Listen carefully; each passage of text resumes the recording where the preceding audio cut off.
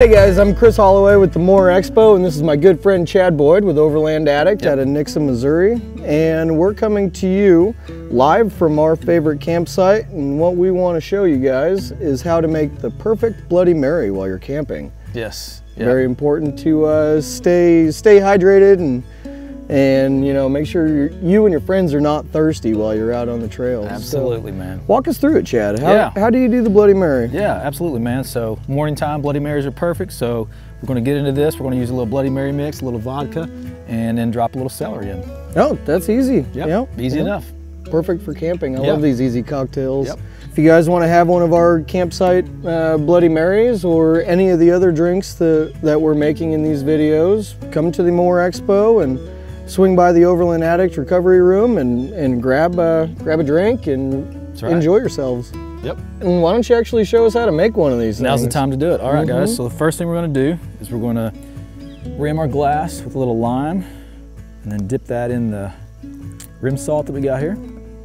But the rim salt's a nice touch, and it packs up easy in any of your totes or boxes. It's something you can grab anywhere and just throw it in. And if you watched our video earlier when we made the red beer, we used the rim salt as well. So it's just handy to have, and absolutely adds that nice little bit to the drink. Just that little extra flavor. So next thing, 3 ounces Bloody Mary mix. Here's 1, 3 for you, my brother. All right. Well, I appreciate that, but I'm looking forward to the other Looking forward to this ingredient here? Yeah. All right, so the next ingredient is a little vodka.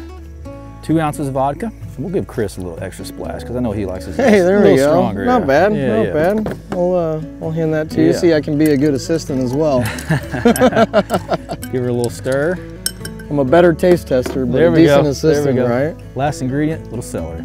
Very nice.